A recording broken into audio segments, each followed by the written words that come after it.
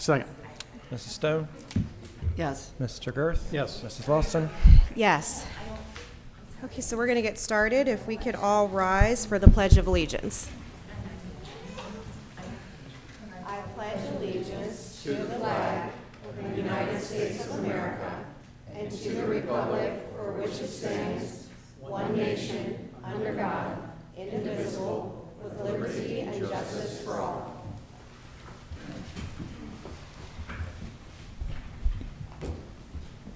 Thank you. So we will start off this evening. We actually have a presentation this evening from our Hamilton County Auditor, Jessica Miranda. So thank you for being with us this evening in Anderson Township, and I will turn it over to you. Thank you, Trustee. Good evening or good late afternoon. I'm very, very happy to be here in Anderson Township tonight, and I appreciate you giving me time on your agenda. In the Hamilton County Auditor's Office, we have been through a couple different leadership changes, and so we are embarking on a countywide tour to come to all of the municipal elected bodies like yourselves and give you kind of an update on what the Auditor's Office does, a little bit about what we don't do, and how we can partner together and be helpful to our shared constituencies. So with that, here's the first test of the clicker. There we go. It's working, Steve. All right, so I am Jessica Miranda, your Hamilton County Auditor. A little bit about me: I spent 5.5 years serving in the Ohio State House before I came to this position as your county auditor. And for those who are keeping track in real time, that's about 50.5 years, it feels like, when you're up there serving in the state capitol. So I'm happy to be down here in county government where we can work closer together. Prior to my time in the State House, I served as my local school board president over in the Winton Woods City School District. So all of this to say I have a very well-rounded understanding of school funding in this state, local government funding, or I should say the lack thereof, in this state, and I'm happy to put both of those sets of knowledge to work for you in county government. I want to start a little bit by talking about our responsibilities in the county auditor's office. So, easiest way, think about your county auditor as the chief financial officer of the county. We pay all of the county's bills. Every department that's underneath the Board of County Commissioners, we are paying all of those bills. We also are the payroll agent for the county's over 5,000 employees. So that job in and of itself is a lot, but we do have many, many different duties assigned to us by the state. We're also the real property assessor for the county. We have about 350,000 properties here in Hamilton County. We are the third largest county in the state. So that means we have a lot of personal residences, industrial properties, agricultural properties, and business properties that we are in charge of assessing. And I'll talk a little bit more in depth about the assessment schedule in one of my further slides. We also serve as 1/3 of the county's Board of Revision and 1/3 of the county's Budget Commission. We are the administrator of 3 very important statewide programs. So these programs that we administer are assigned to us by state statute. I'll start with the rental registration program. Any landlord in the county is supposed to file a rental registration form with the county auditor's office. That is by state law. We do understand that a lot of municipalities are doing their own in-house rental registration programs to try to keep better track of the landlords in their area. And I would just say to that, we extend the olive branch to work side by side with you. That way we can make sure both of our files are as transparent and up to date as possible. This is important because there was a press release that I sent out last fall where we had a couple different Hamilton County residents contacting our office saying that they have been completely fleeced of their money. Someone was posing to be a landlord of a certain property, and they collected their first month's rent, security deposit, and the next thing they know, they never heard from them again. So a great feature of our website is that if you are an interested renter in any property in the county, you can pull up that property on our website and make sure that they have a valid rental registration form on file, and it will give the landlord's information and contact info as well, so that we can try to work together to make sure our residents are not taken advantage of. We also administer 2 property tax relief programs as assigned by state statute. The first, of course, is the homestead exemption. The homestead exemption, if you are not familiar with this, is for folks 65 and older in our community, and it does come with an income cap of $40,000. We also administer the owner occupancy credit, which is a form of property tax relief that if you own and live in your primary residence, you get a 2.5% tax credit on your property tax liability. Fun fact, we also do the dog licensing across the county. I know that's a wild one to be on our list, but we are the official dog licensors, so please, if you do own a canine friend, it is important to make sure that they are licensed. Biggest reason why is if they get away, we want to make sure we can return them to the safe and loving home that they came from.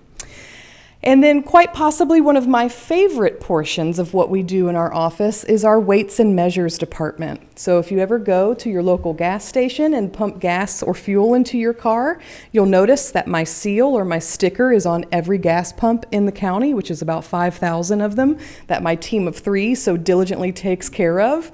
And that is because this is our consumer protection arm of the auditor's office. We are making sure that that gallon of gas that you are pumping into your car is actually a gallon of gas, and that is what you are paying for. Similarly, you'll see our sticker or seal in your local grocery store. If you're buying produce, deli meats and cheeses, we are there testing all of those machines, making sure that that pound of turkey is actually a pound of turkey that you are purchasing. So a nice little hidden feature of the county auditor's office. Okay, so we've been up to a lot of things lately in the auditor's office. Right now, we're on my auditor, pun intended, touring all of the municipalities in the county to give this very presentation. We're also working on what's called our Top Dog program, which is an effort to get more dogs licensed in the county. I'm sure all of you have seen the news coverage of some pretty vicious dog bites that have happened in places across our county. And we want to make sure that we're making an intentional effort, not just to keep folks safe, but to get dogs licensed, because it is and should be a priority here in Hamilton County to make sure all of our canine friends can get home safely, but are also accounted for when vicious dog bites like that do happen. So we are partnering with 4th grade classrooms, and they have submitted as part of their assignments in their curriculum for language arts some essays telling us why they think their dog should be the top dog in the county. So we're doing our due diligence to train the next generations on how effective and important it is to comply with this state law and get your dog licensed.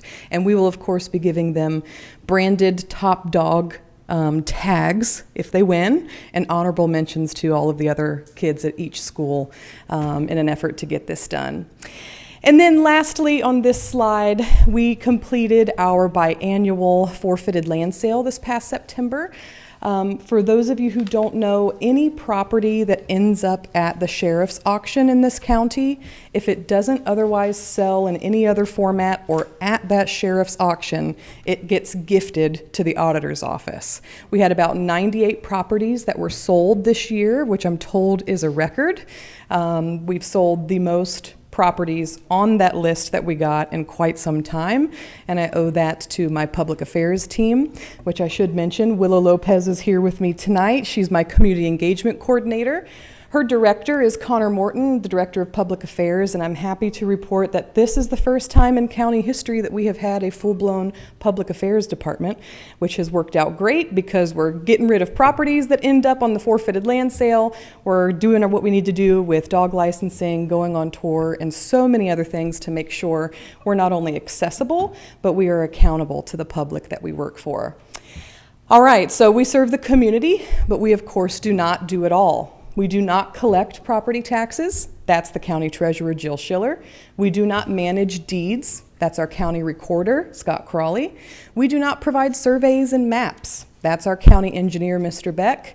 And we certainly do not make abatement or tax policy. That is, of course, you all, you fine elected folks here, in combination with our state elected lawmakers. So in the auditor's office, we work in values, not taxes. This slide has a lot of words on it, but I'm going to summarize it as best as I can. If your property tax bill goes up or down 5%, or excuse me, if the value of your home goes up or down 5%, that does not necessarily mean that your tax liability follows and goes up or down 5%. It's different in every area, depending on the levies and the state tax policy combined with the local tax policy voted in every area. So how that breaks down is we have a 3-area comparison here that we want to share with you. We pulled, these are real parcels in all 3 of these areas, by the way, and parcel just means property. So a property that is valued at a little over $236,000 in the city of Cincinnati pays a tax liability of a little over $5,000. That same value property pays a tax liability of a little over $4,000 over in Green Township. And then again, that same value of a property pays a little over $3,000 in the city of Sharonville. So this is the best illustration that we can show that really identifies why it matters as far as your property tax liability goes, where you live in the area, and what those voted levies and other tax policies end up being in those areas, because it is different everywhere. Okay, a little bit about our reappraisal process. Just so you all know, we embarked on our mass reappraisal in 2023, so a little over a year and a half ago. We have settled all of those Board of Revision complaints and cases, so that's a great thing. I have recently found out that across the state in our 87 other counties, not every county is finishing all of their Board of Revision cases every year, so I think here in Hamilton County we are certainly the gold standard in that. Our next mass reappraisal, by the way, these happen every 6 years, will be in 2029. We're coming up in 2026 doing our triennial appraisal. We refer to this as our desktop reappraisal for the county. We review recent sales, comparable sales in every taxing area to identify those values for homes. And then annually, we are always appraising parcel values. I think it's a common misconception that folks think we're only doing appraising every 3 and 6 years, but we actually work on this on an annual basis because there's always new permits that are pulled, new construction developed all over the county, and so our hardworking real estate folks are working on this, in fact, every single year. A big announcement that hopefully you all have seen is that we now have a new home page for our website. Our website is actually to give former county auditor of 32 years, Dusty Rhodes, credit where credit is due. He was very, very innovative during his time as our county auditor. His idea in the early 90s to create the website that we now have today is quite remarkable. If you compare our website to lots of other counties across the state, again, I would identify ours as the gold standard. We have so much information on our website, so much more than just the property search function that really helps folks like yourselves in local government do the work that you need to do for our shared constituencies. So I just want to point out that we have upgraded our homepage. One, because we needed to make sure that we complied with federal law that goes into effect next year. Every government website has to be completely accessible. And so you'll notice down in the bottom left corner, there's a little button with a body on it. That is our accessibility plugin that's now available on our website. So our website can be put into dyslexia font. It can be, the color can be changed in several different ways to accommodate many different color blindness situations, and so that is a very, very good feature on our website. We also have added a translation tool. Our website can now be translated into over 100 different languages.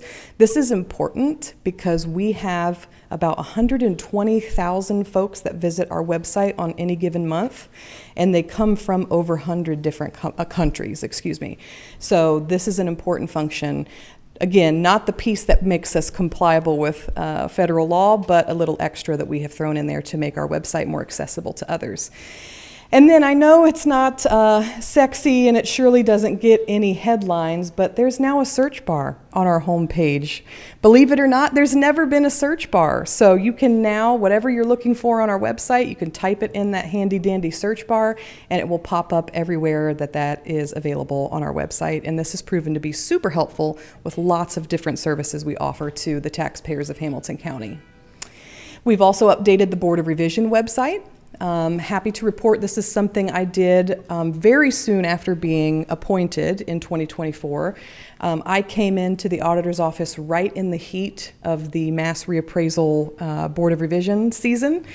So we had a lot of cases, a lot of questions, a lot of third-party resource groups that we were working with to try to make this as accessible as possible to the taxpayers of Hamilton County. So not only is there a full-blown question and answer section underneath this video, but there is a multi-video series explaining to the taxpayers what the Board of Revision is, what a complaint form looks like, how you file that, and then several other things that we cover in those videos, which has been very helpful.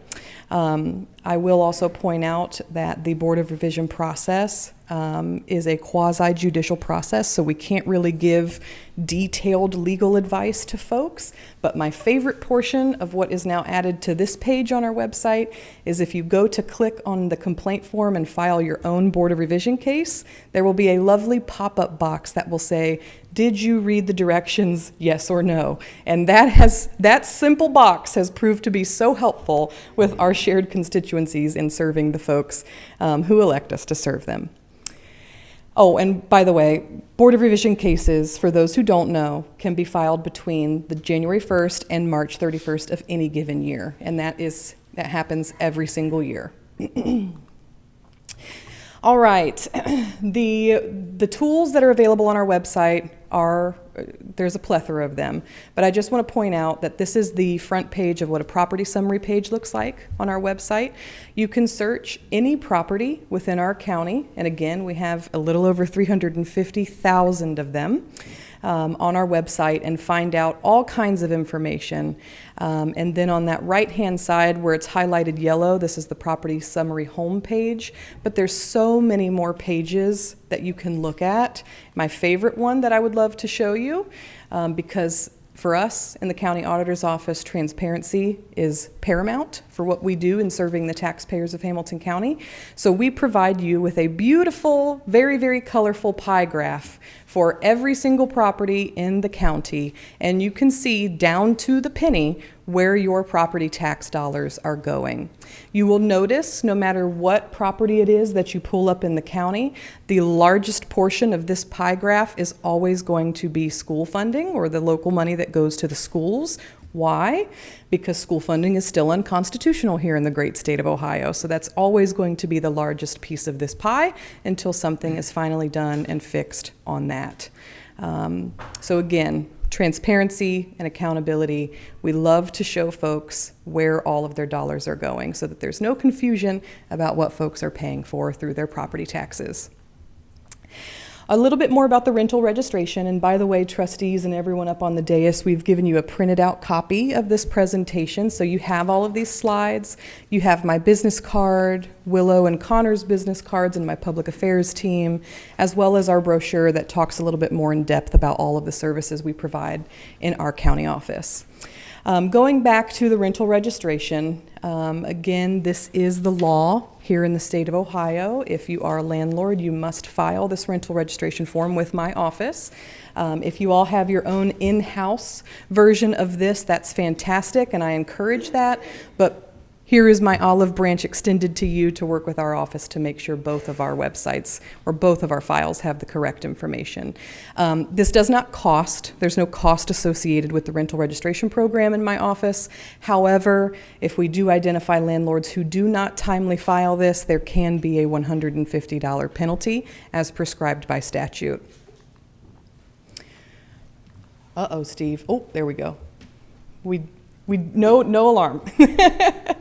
Okay, let me make sure I didn't skip. Okay. I want to talk a little bit more in depth about the homestead exemption. Property taxes is a very big topic recently, and as it should be, because property taxes are probably one of our senior citizens' biggest expenses that they have, especially for those of our senior citizens who are living on a fixed income. The homestead exemption was originally created to help senior citizens with their property tax liability or their property tax burden in an effort to keep them in their homes should they wish to stay in their homes. The bad part about the homestead exemption is it hasn't really gotten any TLC over the past couple decades as far as state law goes. It is severely lacking with what it was originally intended to be. So in other words, it has lost its luster. It's not getting the bang for its buck that it was once giving to our senior citizens. And so you will find everywhere I go to advocate for property tax relief or for property tax policy, as we have done as your County Auditors Association of Ohio, this is the number one thing we talk about, is the homestead exemption, and therefore the reform of this policy. I don't need to tell you, my fellow elected officials, how important our senior citizens are to our communities. They are pillars in our communities, and if they choose to retire and live in their home, they should have the affordability to do so. And this homestead exemption could be the key to unlocking lasting property tax relief for those who need it most. But unfortunately, the bills are not being heard at the State House. There's several different bills that have been introduced that addresses this homestead exemption in some way, shape, or form, the reform of it. And unfortunately, they just haven't got the legislative process that they deserve. This graph is important for you to have. In a decade, you can see what has happened with property tax home value increases, and that homestead exemption has just not kept up with inflation. It has not kept up with the cost of living, and therefore our senior citizens are not getting the kind of savings that they were once getting a decade ago. So what I would like to ask you all to do, my fellow elected officials, is contact your state representative and your state senator. Ask them to please move the bills that have to do with homestead exemption reform. If we really truly care about giving instant relief to folks in our communities who are struggling paying their property tax liability, it's the senior citizens who need it most. And we can do that if we put all of our heads together and advocate for the right thing to do, which is enhancing this homestead exemption. So with that, I'll get off my soapbox, but this is very, very important, and it is a big reason why this is the number one thing on our menu of 4 targeted property tax reliefs for our association. And I'm happy to report as well, just recently, our 4-pillared fix to property taxes in Ohio that we have developed as the County Auditors Association of Ohio. We now have the County Treasurers Association of Ohio that has signed on to our menu of relief. The County Commissioners Association of Ohio has signed on to our menu of relief, as well as the overarching County Officials of Ohio organization. So all of us are taking a stand together to try to encourage our state lawmakers to do the right thing and fix the policy that would put instant relief in people's pockets. The second property tax relief program that we run in the County Auditors Association, or the County Auditor's Office, is of course the owner occupancy credit. This is just a little bit more about that. I talked about this at the top slide, but for those folks who live in and own their primary residence, you should be getting a 2.5% owner occupancy credit on your property tax bill. The easiest way for homeowners here in the township and everywhere across the county to find out if they're getting these credits that they think they deserve is you go back to the property summary function. On this page, you scroll down a little bit, it will tell you whether or not you're receiving the owner occupancy credit, it will tell you whether or not you are receiving the homestead exemption, and it will tell you whether or not that property is a rental property. So all of these slides are very intentional to draw homeowners and our shared constituencies across the county to make sure, look up your own property when you go home, make sure you're getting those programs that you think you qualify for. And if you're not, please contact our office. The County Auditor's Office stands at the ready to help all of our shared constituencies, and it's really, really important to us to have an open door policy where we can help anyone who needs our assistance. And with that, I will close out my presentation, and this may look like a basic closing slide of any given PowerPoint presentation you have seen, but I'm here to tell you that this is historic in its nature. The Hamilton County Auditor's Office has never been up on social media officially. We now are. You can see we are on 4 different social media platforms. That is very intentional because we know that it's 2025. People are getting their information in many, many different ways. One of those ways is on social media. So we want to make sure that we are being as accessible as possible to the people of Hamilton County whom we serve, and that they're getting the same information that we're giving out everywhere else. And then, of course, our email, phone number, website, but the social media handles are pretty important. So if you don't already follow our office on any of these, please do. We're on Facebook, Instagram, LinkedIn, and then all of the videos that you see on our website are also located on our YouTube page, so you can access those there as well. And with that, I'm just going to thank you all again. Thank you so much for allowing me some time on your agenda. I think, we're a little over halfway through our tour. There's 40-some stops we have to go to across the county. This is 20-something, so we're getting it done. We're traveling cross-county to get all of this information to as many folks that are willing to hear it. So thank you for your partnership. I am someone who truly believes in the different levels of government working hand in hand together, because we serve the same people, and we should be working across local municipality, county, and state government to do what's best for our shared constituencies. So thank you so much for the time, and if any of the trustees or anyone on the dais has any questions, I'm open to entertain those as well. Were you going to say something? I have a question. Go right ahead. Please. Thank you, Auditor Miranda. The one thing, the pie chart is very, very helpful. Yeah. I agree with that. But for the township, because our TIF dollars, it comes in. So on the pie chart, it looks like all of the TIF revenue is coming to the township. There's not a split out for what goes to the schools.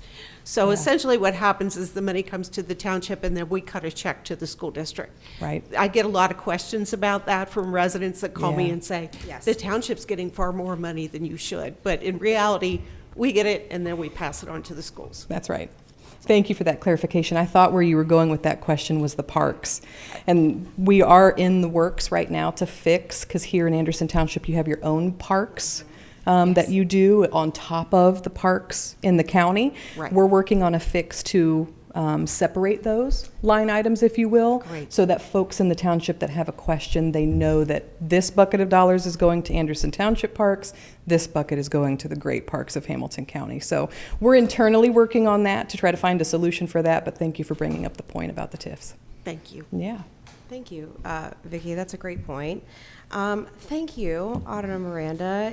The presentation was wonderful. I Thank you. appreciate this. I love paper slides. So thank you, so that I could take my notes on that. Yeah. Those are some really good updates to the website. It just makes it user-friendly, and I always appreciate the transparency, so it just makes it so that we all can be speaking the same thing and directing our constituents. So thank you, and I felt like applauding. It was a very nice presentation. Well, thanks. So thank you so much. Appreciate that. Okay, and I don't know if you Yeah, want I do, because I appreciate you bringing up the issue of homestead exemptions, and I would encourage everyone in here to do as she requested and contact your legislators, Yep. because that's a huge issue. Yep.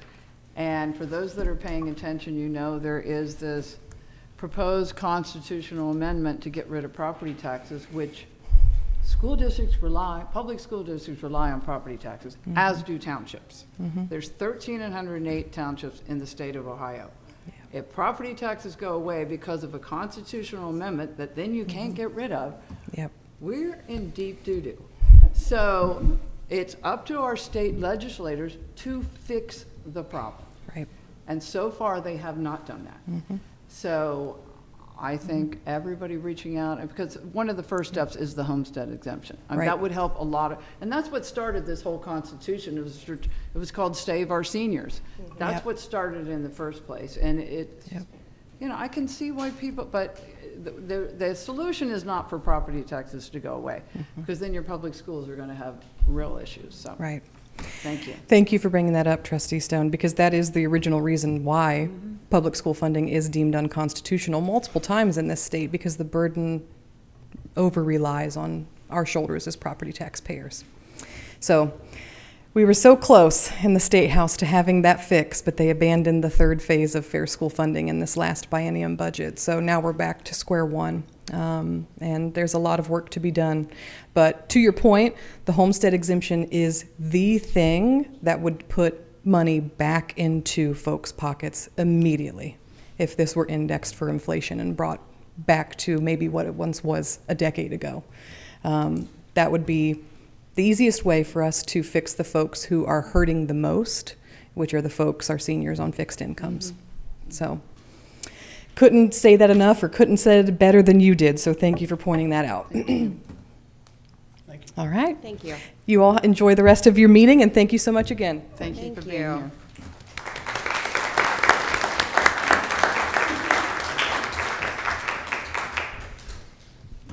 Thank you again, Auditor Miranda. Okay, so now we will transition into public forum. Individuals who wish to address the board should state their name and address for the record, make their points as clearly and concisely as possible, and limit their comments to a maximum of 3 minutes, which may not be shared with or yielded to others. All comments shall be directed to the Board of Township Trustees. Thank you in advance for your comments. Jennifer Capel, Clough Ridge Drive.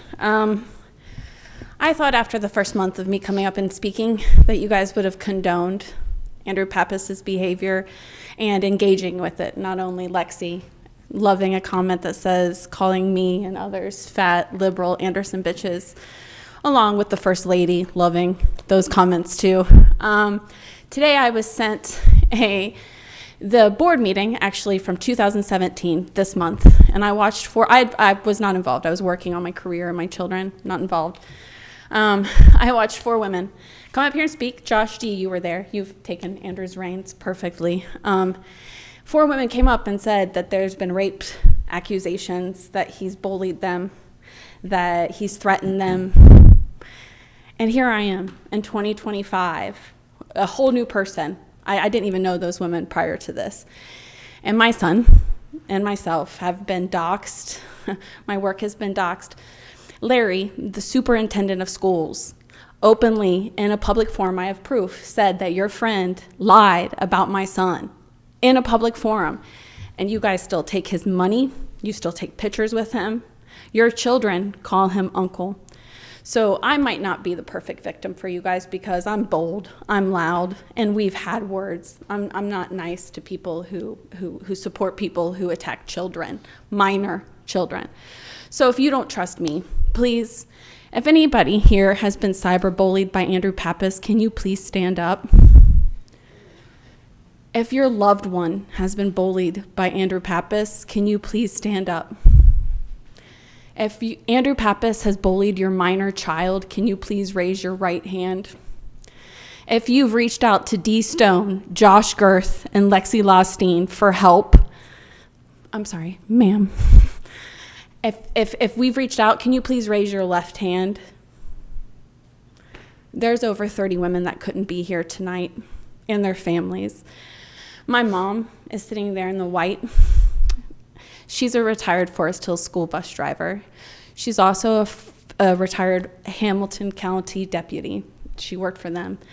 Next to her is my son's other grandmother. She retired as a teacher from Anderson High School.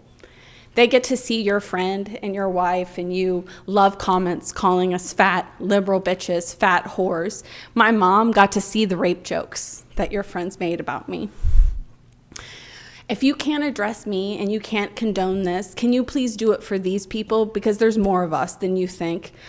I work on Beachmont Avenue. My coworkers have to say, because your friends have called my works, that I don't work there anymore because I've been so harassed. My son had to switch schools because a 70-year-old man who has no children has done that. We deserve you to condone this behavior. Your time has expired. Thank you for your comments. Thank you.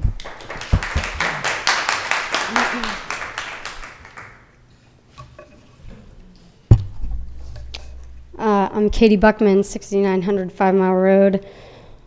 I constantly try to be the power of positive here, but I find it very rich that meeting after meeting, these same folks that come up with these gripes are bullying us and sending things to our houses and harassing us and our kids and everybody else. So I'm like, it's real rich that you point to one person when you all have how many fingers pointing back at you.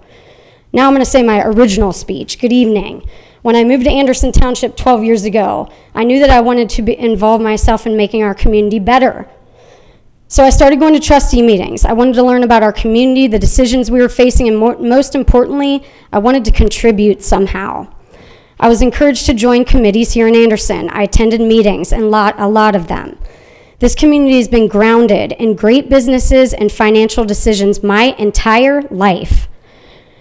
It is why people come to Anderson Township. I'm sure it's why you all are here. It's why people continue to raise their families here. It's why I came back. I always say that everyone has a story worth sharing and that our differences make us stronger. The only way we get better is honest discourse about the way our community can improve. But I ask you all, can you do this if you've never attended a trustee meeting? You've never attended any of these boards? Then how can you get online and blast these folks and all of the honestly, everybody who's contributed in this community to these boards? I'll reiterate a few points from last month's meeting. These trustees and their boards have done a ton of things, big and small.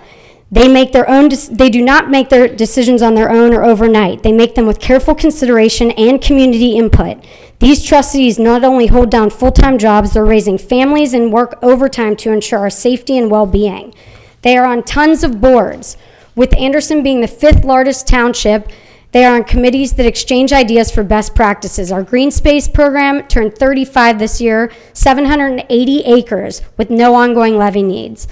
I'm going to address the online stuff really quickly. I will say no one in this community loved Coney Island more than me and my family. We belonged there our entire life. If you want to look into House Bill 2, you can sync State Rep Rachel Baker for celebrating $8 million back to the symphony to create a new megaplex on Coney Island's land. If you want to blame anyone, you should blame her. On the Economic Development Committee, I was part of the Gateway Project at the very end. I didn't see any of you folks in that room. The businesses on Kellogg's all participated, and none of you all were there. A wise woman once told me, leadership is everyone's responsibility. Integrity is non-negotiable. Our work matters most when it connects people and it makes things bigger than ourselves. Be direct, prepared, and open, honest, with healthy debate. I'm proud to know and work with Lexi Loston, D. Stone, and Josh Girth. Thank you. Okay, so again, we'll all be respectful and listen to everyone's comments. Thank you for your comment. Okay. I've been here before. I was here in 2016 and I was asking for a social media policy because of the bullying that was going on. Your name? My name is Catherine Stemmer. I'm a former teacher. I live at 1875 Wolfangle Road and I've lived here for 40 years. I've owned 3 homes in this area. I come here on behalf of several good friends that were indeed dragged through the mud by Josh Girth and his wife, and for myself, who has been accused and bullied by Pappas and Girth together. My first comment is to you, Lexi. I'm very, very sorry, of course, that you and your children have been bullied, but what I found confusing when I looked back at what you said last time was that at the same time, you are ignoring the fact that many, many women have come forward in our community and have been bullied by our trustees. As a former teacher, I have a lot of knowledge on bullies and the participants. Sadly, Lexi, you have taken the role of the bully standby by diverting and defending instead of just simply denouncing all bullying on both sides. Girth, however, takes on the role as assistant and reinforcer. Pappas, who is indeed a bully and no longer on the trustees, which is a good thing, makes up outrageous lies, calls people names, and doxes them. Then Girth follows right along behind him, liking and laughing or making long posts defending his own actions. His actions informed me that he thinks that women in the community are funny, that he thinks that the doxing is just funny. It's just making good fun of people, calling them libtards and fatties and all kinds of stuff like that. He just comes in and laughs and likes and whatever. This is not what a trustee, in my opinion, should be doing. In the community, coming to the complaining about, I lost my thing. I feel like you are equally responsible and reprehensible. That's the way it works in the classroom. The fact is, not one single person in this community should be bullied. Not one single trustee should be liking or laughing at any of that. But you have made it clear, Mr. Girth, that you don't want to represent all of Anderson Township. You fail to realize that Anderson Township is changing. More and more people are moving in from other states. No longer is the question, which was the only thing that was asked of me when I first came 40 years ago, what high school did you go to? Potomac, not Anderson, not Turpin. It's a wide group of people now, and they're not all conservatives. Girth continues to make it very clear that you're only here for the conservatives, though you are in a nonpartisan position. Sadly, that nonpartisanship has been taken away by asking for endorsements. I don't blame you because both sides do it now. But technically, it is nonpartisan. Your time has expired. Thank you You for have your clearly comments. shown that you don't have Ma'am. our best interest Ma'am. at heart. Thank you. Abby Adams, Monchateau. So this is my first trustee meeting. I went to the Anderson Township development thing like 2 years ago, and I went to all the meetings and learned all the things because I wanted to get involved. And then I wake up the next day to all of my friends sending me these screenshots of posts from Joshua S. Girth, making fun of me and my questions about planting more trees. Does that sound like a trustee that we should have? Regardless of what my political standpoint is. How rude was that? The rudest. Shame on you. And I have screenshot and sent this to everyone because shame on you. And then, before that, whenever he was promoting Moms for Liberty candidates for our school board, which he doesn't help anything with the schools around here, even though his kids go there, which is mind-blowing, I posted about how all of this stuff tracks to the Moms for Liberty stuff and his lack of support with the schools. And then I post about it. He went around calling my friends, calling 3 of my friends, trying to get me to take the post down. So it's really rich that you try to censor me and you don't censor your evil friend. I yield the rest of my time. Think about that. Well, there is no yielding. Thank you for your comments.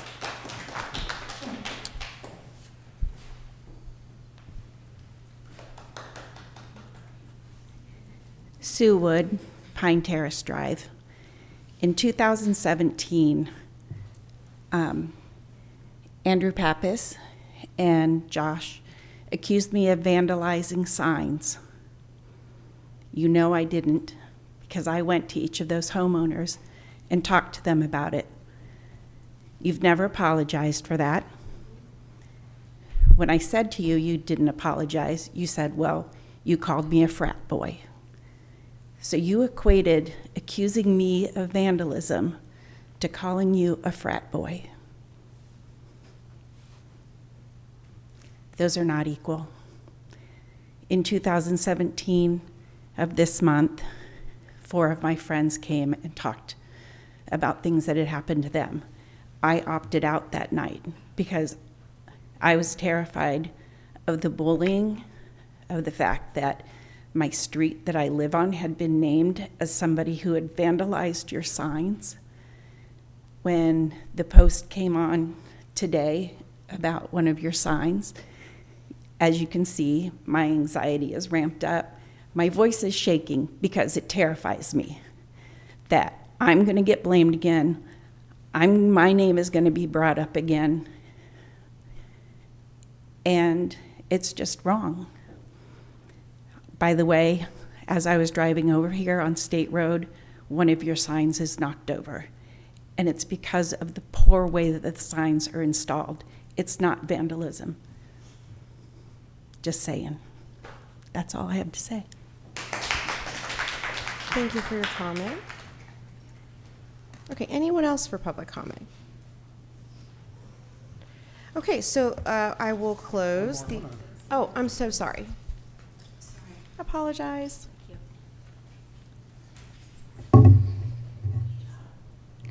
Don't go there. Don't go there. Okay.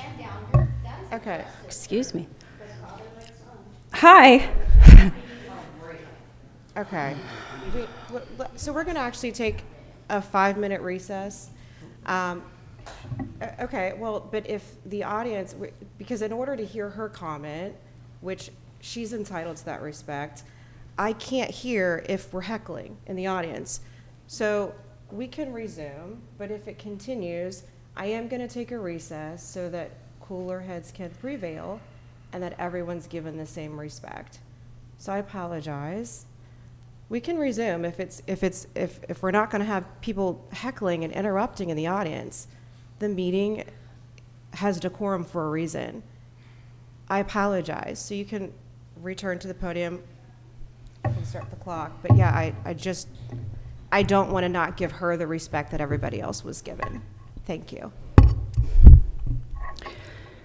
Hi, my name is Amy Brookhammer. I live at 8053 Meadow Creek. I want to take a few minutes to share my gratitude,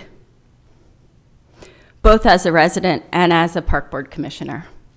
First, as a mom of 2 teenage boys who are eager to be independent, I can't thank you enough for the safety and connectivity that you've built into our community. The 5-mile trail, the sidewalks, the crosswalks, the links between the schools and the parks, all makes a huge difference. Anderson is big and spread out, but the planning and forethought that went into those trails and connections make it a lot easier for parents to feel comfortable letting their kids explore and move around safely. Second, speaking as a park board commissioner, I want to thank this board for your generosity and partnership with the park district.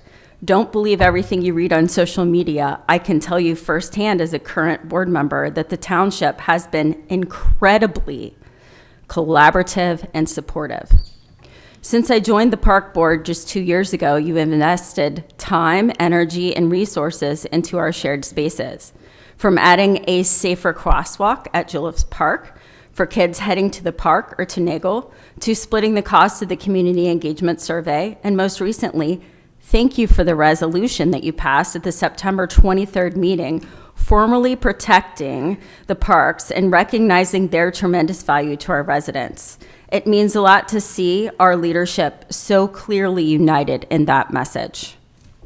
Finally, as a realtor who has worked in Anderson for 20 years, moving more than 100 families here, I can confidently say the 2 biggest reasons people move here are, number 1, our top-rated schools, and number 2, our home affordability.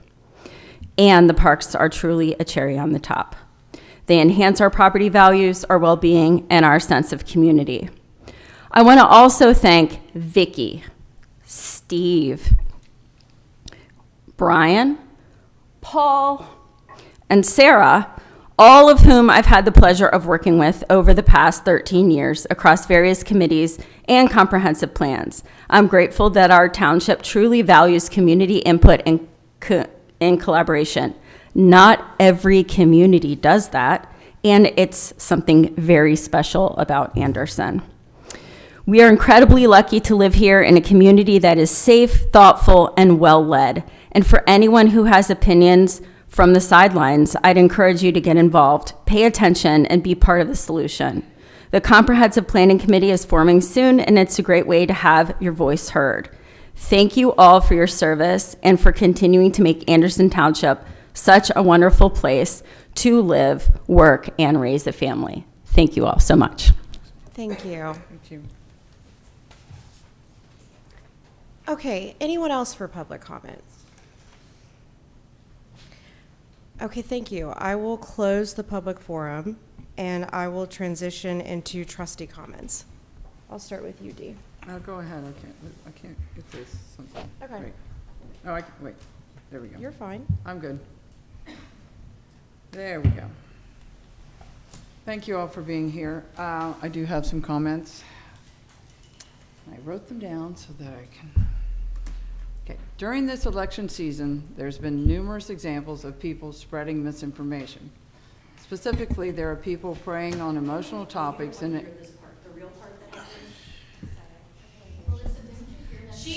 Okay. Okay, so Why aren't you calling her out, Lexi? Why don't you? Please, please, what are you please. doing? Okay, we're gonna take a. Mrs. Lawson, I recommend that the board take a 5-minute recess, we will please. do that. We're gonna take a 5-minute recess.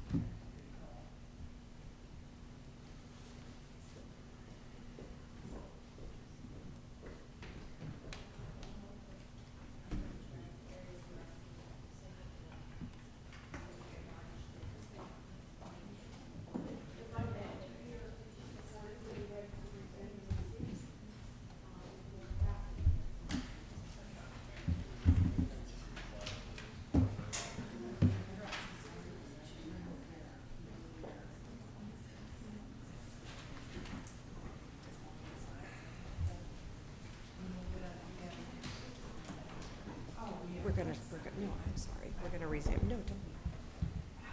I'm staying after. We can chat after. Thank you.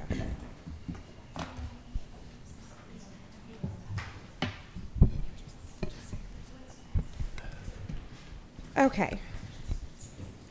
We're resuming the meeting, and I believe, actually, Dee, you were about to make a comment. I apologize for that. So we're going to go ahead and resume.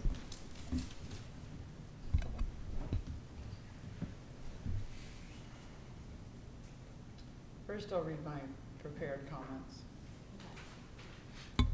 During this election season, there's been numerous examples of people spreading misinformation. Specifically, there are people preying on emotional topics in an effort to manipulate the public perception of how decisions are made in this township. As an independent non-candidate and someone who's been involved in these decisions firsthand, I wanted to set the record straight on several items. Wasting taxpayer money. There have been accusations that we have wasted taxpayer money down on Kellogg Avenue and with public art projects. Nothing could be further from the truth. As it relates to Kellogg Avenue, the work done on Kellogg, which includes not only the landscaping, but streetscaping, hardscaping, signage, infrastructure upgrades, lighting, safety features, trail construction, and connections are all part of the Kellogg Gateway Plan, which is a decade-long plan. Over the course of that time, we have held numerous meetings with stakeholders, business owners in that district, and the general public through open houses and other engagement. The money spent in that area comes from tax increment financing, TIF funds, and this is money that the township gets from new development and increased property values. Money we get to retain versus turn over to the county and must be specifically used for capital improvement projects like the Kellogg Gateway or buying capital equipment. For example, fire trucks. The Kellogg Gateway project was derived from the creation of the Kellogg Entertainment District, which welcomes more than 1 million visitors a year and is the front door for Anderson Township. Our improvements in that area are not unlike any other major township or city's improvements to their gateway. All one has to do is drive up I-71 or I-75 and you will see similar projects at various exits. These projects are funded by money that has been saved and contributed by the businesses in that area and must be spent on projects in that specific area. Furthermore, the upkeep will also be taken care of through TIF funds. As it relates to public art, that too was the result of public hearings before deciding to form a public art committee which has resident representatives on it and is part of the overall beautification plan for Anderson Township. I'm proud of our public art plan under the fact that we're the first township in the state to adopt one. Studies show that the public art increases economic development and the desirability of communities. Again, the purchase of this has come from TIF funds which have otherwise been lost and spent outside of Anderson Township. At no time has any public dollars been wasted. None of these projects or expenditures would have reduced your property taxes or been able to be applied to your taxes. All of these decisions have been made by committees which include Anderson residents and by the businesses who contribute to these funds. Finally, there have been no additional levies or additional costs to any taxpayer for any of these projects. Number two, vape shops. It's been said that we have too many vape shops and we need to stop them or get rid of them. Anderson Township has no authority to regulate such businesses, and any suggestion that the trustees or anyone wanted to be elected to this office can do so is simply hogwash. Legally, there is nothing that can be done to stop the opening of these shops and certainly no ability to shut them down. Any claim otherwise is dangerous rhetoric. Such attempts could only lead to the township being sued for such practices. We have a total of 2 vape shops in Anderson Township, which is significantly less than most municipalities have in their communities. Vape shops are unlike other retailers that are consumer driven, and to the extent our residents do not patronize these shops, they will go away. In fact, one already has. And finally, Coney Island. As we made very clear back when Coney was purchased by the CSO, we had no knowledge of the transaction. This was a private transaction between the family that owned Coney Island and the Symphony. We've had public records requests made which further prove that we absolutely had no knowledge of this. In fact, as it relates to the Kellogg Gateway project, Part of our improvements there were in anticipation of Coney Island contributing to the project. However, when the CSO purchased it, we halted the overall project and are currently on hold with any future improvements until we understand the full impact of the new Richmond or the Riverbend facility. As many of you know, I came out a couple of weeks ago and endorsed Josh Girth and Lexi Lawson for trustee. I've been an independent, nonpartisan person my entire elected career, and that's exactly how I've run my campaigns and conducted myself while in office. Normally, I would stay out of it, but this time I'm so disgusted by some of the behavior that I've seen in our community, specifically accusations aimed at me and my fellow trustees, that I needed to take a stand. Finally, I'm wanting us to all do better. We need to question what we see and read in some of these online social pages, and if you truly have an interest in knowing what actually takes place in Anderson Township, then reach out to the people who work for Anderson Township and get the real answers. Thank you all for being here. I appreciate your comments.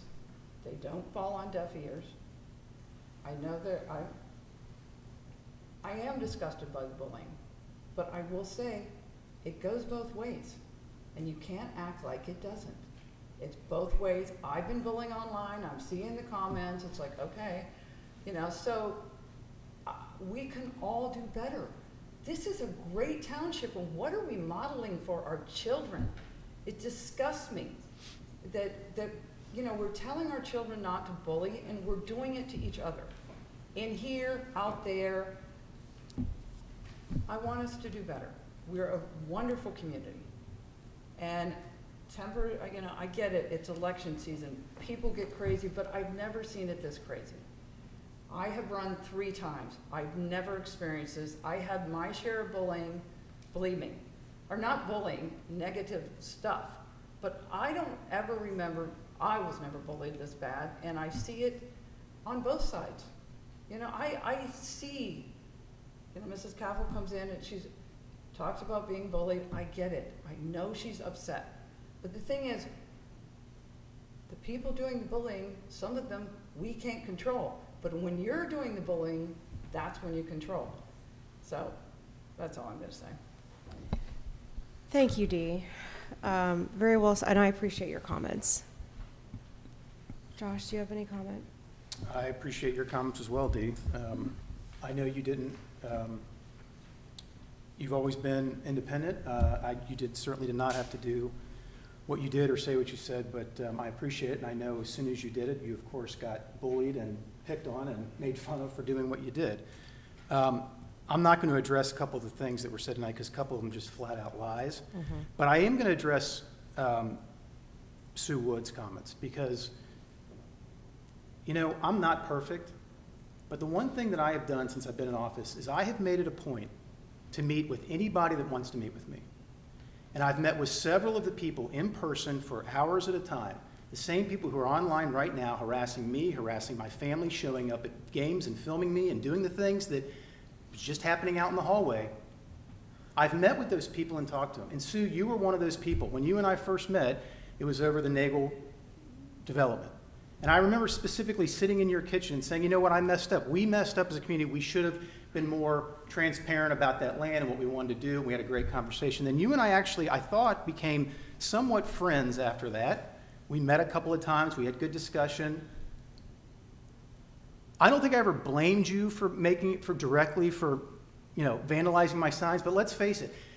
Back then, that was the worst thing that was happening in our community. Sign wars and some debates back and forth and some little antics. That's not what's happening now. And if you want to have a real conversation and talk about what's happening right now, that would be great. And I'd love to do it. And you know the invitation's still open. The last conversation, text message, whatever it was that we had, I said that is still open. And I hope you'll take me up on it at some point. But you're right, Dee. People need to do better. Social media has ruined this world. People can literally say and do anything. The keyboard warriors are out of control, and it's on both sides of the aisle. There's no doubt about it. It's terrible, it's disgusting, and it's just not what a real community should be. So I do appreciate the comments. I take what I do sitting up here very, very seriously. And I appreciate the staff that's in this room that has to sit through some of the things that they have to sit through, because it shouldn't be that way. But you guys are the hardest working people in government, maybe the hardest working people of any organization I've been around, and I'm sorry that you have to see some of the stuff that you have to see, especially during election season. Thank you. Thank you, Josh.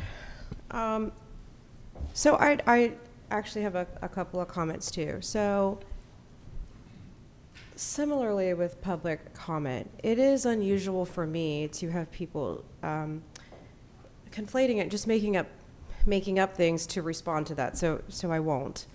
I'll also clarify, I don't believe that me or my family are bullied. I actually never said that. So that's conflating. I recognize that especially during election season, clearly emotions are charged. But I don't condone name calling, screaming, and almost to imply that I have loved posts that are doing that is ridiculous. D, to your comments and points, abusive speech and not displaying community is harmful no matter who does it.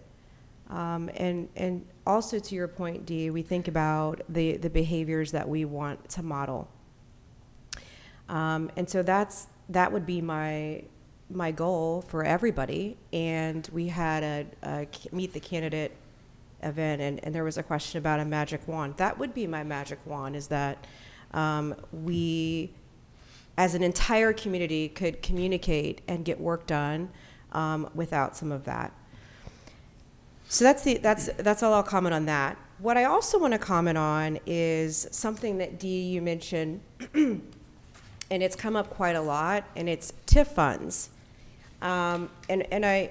There is some misinformation, but I think a lot of that is because it is confusing, and there is sometimes a lack of clarity. So I just wanted to clarify. So when we are talking about TIF dollars being used for projects, first of all, for example, like Kellogg, as was mentioned, all the feedback that was solicited. But these TIFs, so we have the Ohio Riverfront TIF 1, TIF 2.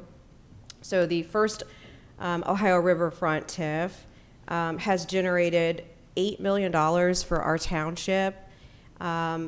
And on our website has all of these TIF funds. These TIF funds are a direct result of development in our community. So for example, the Vantage apartment building behind us, that Town Center Way TIF was created in 2022. And so is it accurate to say that TIF money isn't tax money? No. But it's not levied from the taxpayers. It's money from developments and investments in our community. And that's its purpose, is to be used for infrastructure, beautification, enhancing our community in those areas where those businesses have made investments or developments. And so that is their purpose, and that's how they're being used. So as Dee mentioned, these investments are not raising your tax bill. And so that's what I just want to reiterate, because looking at some of the comments about different projects, it seems that there is a lot of confusion that we are levying, your tax bill reflects those projects, and it's just simply not accurate. And so that's really all that I had, in addition to just thanking my colleagues both for their comments, not just this evening, but over the past several meetings. Okay, so I would like to move forward and transition over to our fiscal officer, Brian Johnson. Thank you. You have the September financials in your packet. This is the second month with the new reports from the new accounting software. So you'll notice the first 3 pages are the reconciliation. And then after that, we have the statement of cash and revenue and expenses. That's also the fund balance report, so you can see the fund balances for each fund, all those TIF funds. In the revenue report, it was kind of a boring revenue month. We're at the point of the year where we've collected basically what we're going to collect. If you look at all funds, we're at 102% of what we budgeted, and the general fund has collected 114% of what we thought we were going to get. So we basically have collected what we're going to collect. On the expenditure side, we're at 71% of what we've budgeted to spend. We've spent overall, and 79% for the general fund. Next month, we might have some appropriation changes because we're getting close in some funds where we might have to adjust it. Also, on the expenditure side, I'd like to note that we did send the school district its share of the TIF revenue. That was last week, so you'll see those on the October financials, but that was $8.717 million that we sent over to them last week. And combined for our year, the first and second half collections, that was $17.9 million. So we're on a calendar year basis. They're on a fiscal year June 30th basis. So the way when it hits their financials is different from when it leaves our financials, but that's what we've sent them this year. Mrs. Earhart beat me to the comment about the TIF funds being reported at the township level on the county auditor's website. I was going to mention that because if you're in one of those TIF districts, it looks like all your money is going to the township, and then we collect it and give them, the school districts, the percentage. So it is a little deceiving, but that's what we've given them. Item B is the resolution accepting the amounts and rates as determined by the Budget Commission. Auditor Miranda mentioned the Budget Commission, how she's one of the three on that commission. So every year when we send the budget out, the Budget Commission will review it and look at the levies, the amounts that we've put down, and make sure they're reasonable. And then they give it back to us, and then we have to certify back to them that the county auditor that they are correct. So that's what's in front of you in item B. I move to adopt a resolution accepting the amounts and rates as determined by the Budget Commission and authorizing the necessary tax levies and certifying them to the county auditor. Second. Mrs. Stone? Yes. Mr. Girth? Yes. Mrs. Austin? Yes. And item C, I have several sets of minutes, and you'll notice that Romanette 4, 5, and 6, who was present and who was not. I move to adopt minutes from July 17th, September 4th, September 26th, and July 24th of 2025. Second. Mrs. Stone? Yes. Mr. Girth? Yes. Mrs. Austin? Well, I'm sorry. I need to I guess- abstain from yeah. the July one, but Here, then the I'll do rest it I can, again. thank you. Sorry about I that. move to adopt the minutes from July 17th, September 4th, and September 26th, 2025. Second. Mrs. Stone? Yes. Mr. Girth? Yes. Mrs. Austin? Yes. I move to adopt the minutes from July 24th, 2025. Second. Mrs. Stone? Yes. Mr. Girth? Yes. Mrs. Austin? Abstain. I move to adopt the minutes from August 5th, or August 7th, 2025. Second. Mrs. Stone? Yes. Mr. Girth? Abstain. Mrs. Austin? Yes. I move to adopt the minutes from October 7th, 2025. Second. Mrs. Stone? Yes. Mr. Girth? Abstain. Mrs. Austin? Yes. And then I have one more item that, from today that didn't make it on the agenda. Oh, this is 16, okay. Yeah, 6D. We have two then and now payments that need your approval. Move to adopt a resolution authorizing payments. Second. Mrs. Stone? Yes. Mr. Girth? Yes. Mrs. Austin? Yes. Thank you, Brian. Lexi, can I have your bottle of water that you didn't use? Yes. Okay, so now we will move over to our law director, Margaret Comey. Good evening. There are two resolutions in your packet under item 7, and we actually review this situation, and you consider resolutions and take action twice a year as required by the Ohio Revised Code. Because that code section authorizes the use of credit cards by townships. In granting that authority, they also set out a framework for sort of review and control. And as the so-called compliance officer for the township under the code section, I prepare every 6 months, and I work with the fiscal department, and Katie Arnold has been very helpful in providing data to me to compile the compliance report, which is attached to that second resolution in item 7. So that begs the question of compliance with what? And that brings up the first resolution in that section. The first resolution adopts an amendment, a revised, updated version of the township's credit card and credit account policy.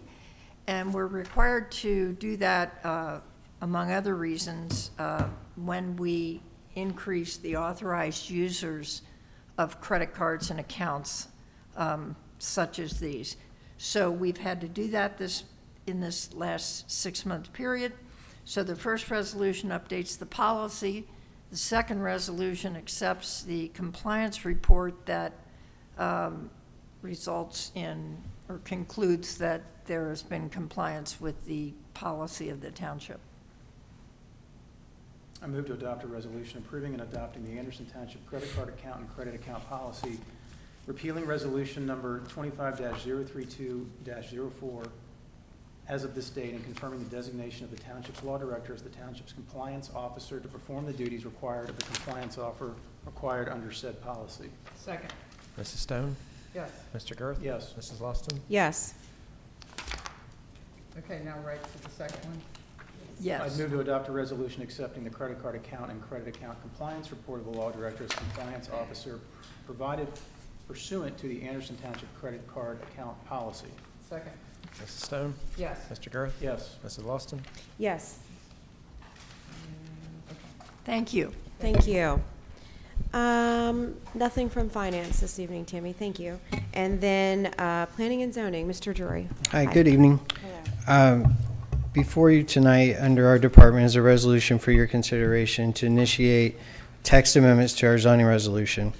There are two components. Exhibit A are proposed text additions or removal from the zoning resolution, and these pertain to temporary sign regulations, which just modifying slightly on a couple of things that are difficult for staff to enforce, like the duration of a temporary sign and some placement on private property when it's actually on private property, and we can't determine from the right-of-way if they're in violation.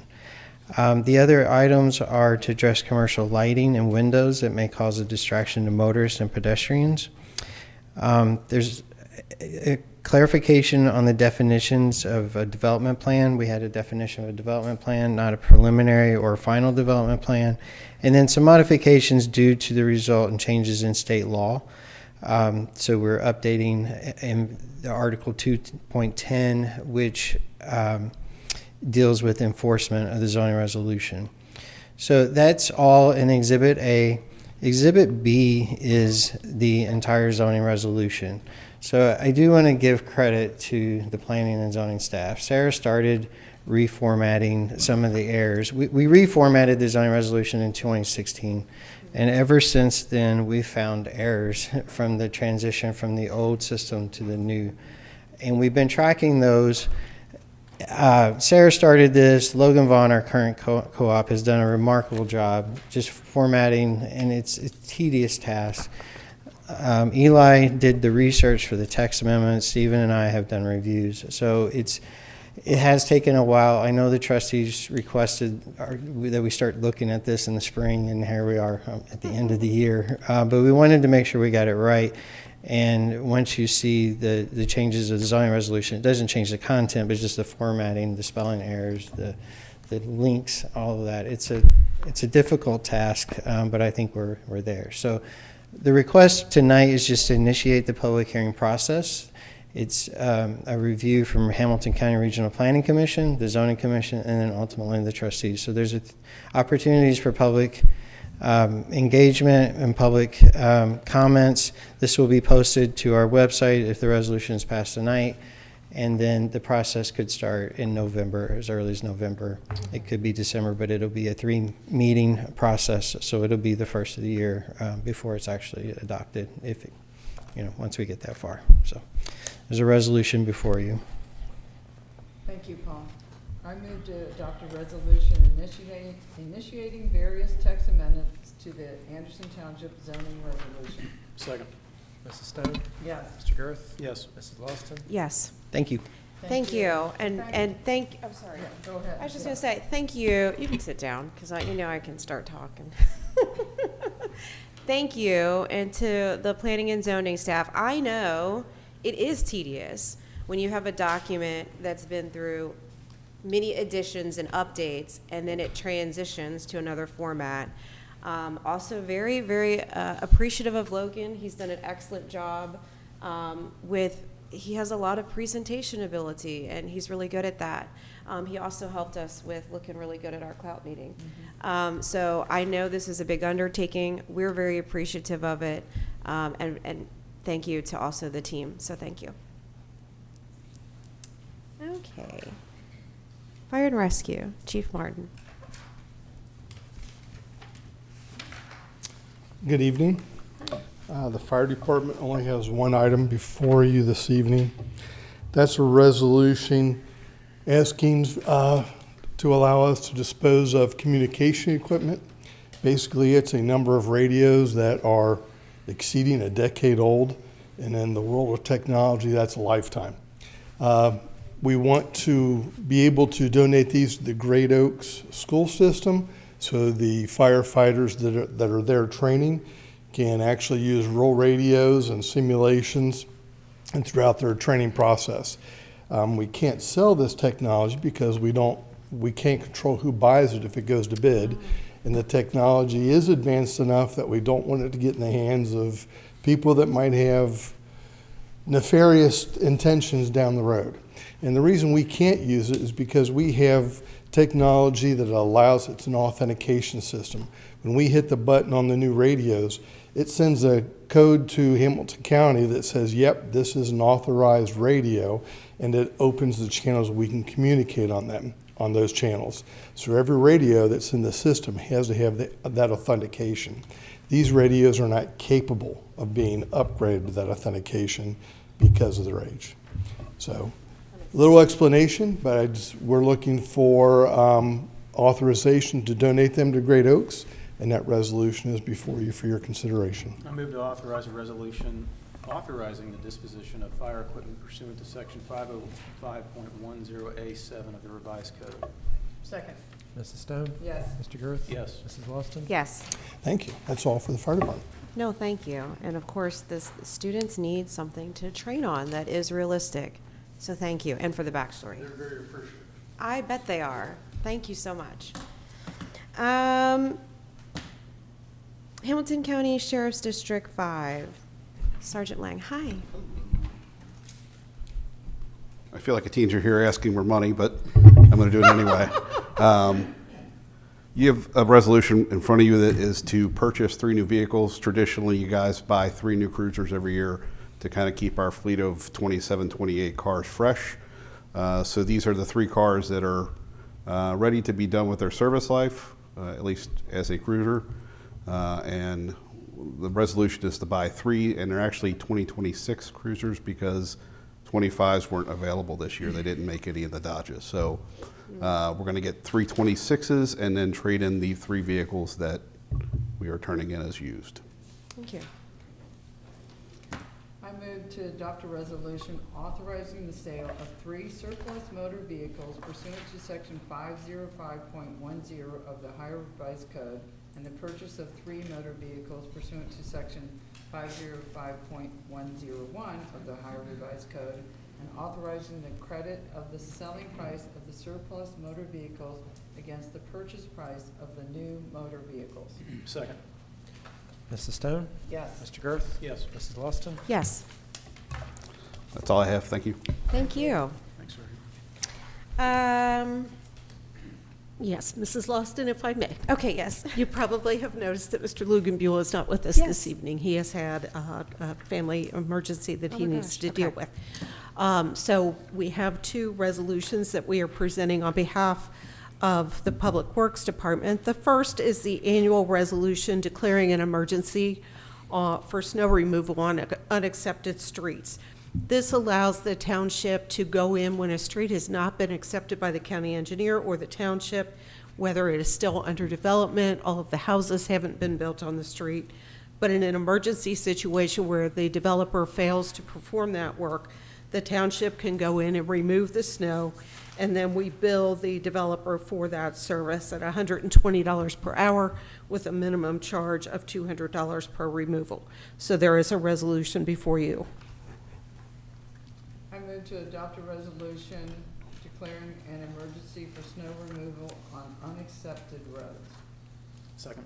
Mrs. Stone? Yes. Mr. Girth? Yes. Mrs. Lawson? Yes. Thank you. The next item is regarding temporary seasonal workers to plow that snow. So for the last 15 years, rather than hiring additional full-time staff, Public Works Department has asked this board for permission to hire temporary staff during the snow season to ramp up. This has helped us tremendously in extending the last road and bridge levy, which was passed by the voters in 1994. So we have done everything we can to extend that levy by not hiring full-time staff, using these temporary workers, and also using TIF dollars to do road repair.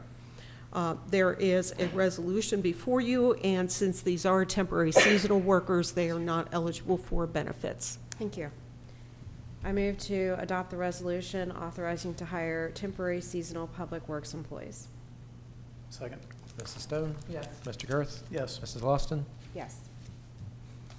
Oh, wait, you know what? Is that sufficient? Because I actually read it from the agenda. It- I'll read it. The motion. Thank you, Dave.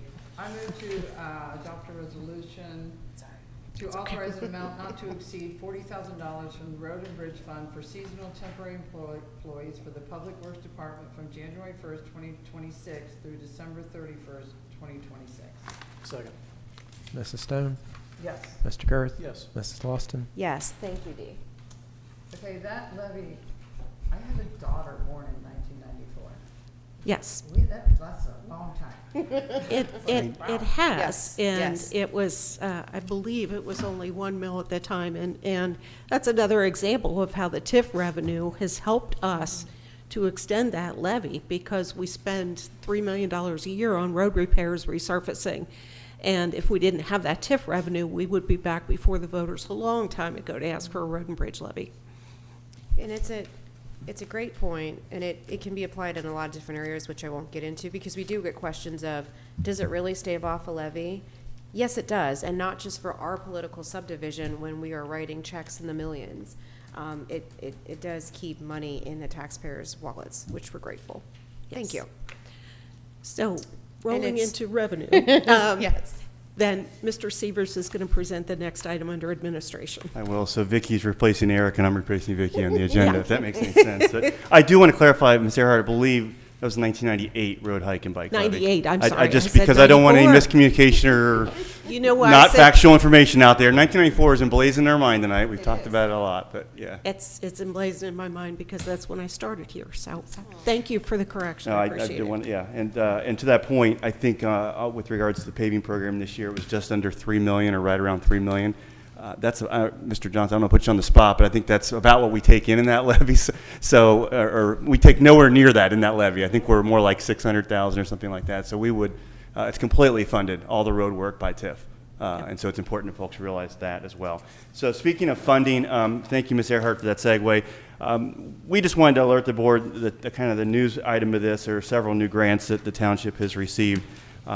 We won't go into those in too much detail, but for those that are here tonight, you'll get the information that'll be in the newsletter next month. These are infrastructure grants that were recently applied for by the township and funded. One was for the construction of sidewalks on Sutton Road from Salem Road up to La Vista. That project was funded last month by the SORTA Transportation Infrastructure Fund that was part of the 2020 levy for SORTA. We've been very fortunate to receive this will be our 4th grant under that program, and so we've delivered on 2 of those. We've got one that's coming in the works that way. And then related to that, the county actually received funding from that same program the year before, so they will be starting to resurface Sutton Road in its entirety. In November, they'll be doing the water line work in December into January, but Sutton will be completed from Kellogg Avenue all the way up to Mount Washington. That's a $3.5 million project that the county has invested and SORTA has invested here in the township. We also were found out earlier this month we were selected for funding for Newtown Road resurfacing. This was part of a pilot program from OKI Regional Council of Governments. Pleased to say we were the only township in Southwest Ohio to receive funding, and I think that shows our partnership with the county engineer's office to bring that home. That project will be from Raglan Road, where the village just left off, to Bartles Road, and then we've still got to get down the hill, but we're working with them on some issues there. And then lastly, a project that we applied for stemming from, as was mentioned several times earlier, public input, the Clough Pike Transportation Study that was undertaken back in 2020 and 2021. One of the recommendations for that was the addition of turn lanes on 8 Mile Road onto Clough Pike. That project was funded as well in front of Walgreens and Mio's. It's a project that'll be a few years out. We'll get going on that, and people ask why on 8 Mile. We have the room on 8 Mile to do it. And the same concept as the Beach Mountain 5 Mile CFI. We're adding more capacity on 8 Mile, which gives us more green time on Clough. So it's a direct relationship. Those 3 projects together, so the paving project was $621,000, turn lane project $756,000, sidewalks are $200,000. It's about $1.5 million. I'm not counting the grant that the Fire and Rescue Department just received as well. I believe it was about $100,000 for turnout gear and training, and also some activities there. But all told right now, we've gone back to 2023 and tried to put the report together that you have in front of you. It's pretty staggering when you look at that number. Those are funds that we brought back in and helped to stave off kind of taxpayer expenses. That totals about $34 million over that period of time, about $2.3 million fire and EMS, about $12 million in roadway projects, and the majority of those are not on township roadways. They're on county or state roadways where we've invested in because of the importance they have in our community, and a staggering amount. And I applaud this board, I applaud prior boards. I don't know of a community in this anywhere that has spent $25 million on sidewalks and trails in the last 25 years. And so we have brought in about $10 million through that program as well to help offset what we put in through TIF, what we put in through the road and bridge. But that is a significant investment. And those grants, we name that because those transform our community externally or internally. The grants that we receive for beautification projects, and I look across the room, planning and zoning, litter prevention projects, and fire and rescue, and sheriff grants that we receive, just a snapshot. The public doesn't see all those things that our staff do. Brad, you've done a phenomenal job. Rick as well with writing those, and just very appreciative of the staff looking under every rock and trying to bring those funds back to help offset our taxpayer costs. So that's all.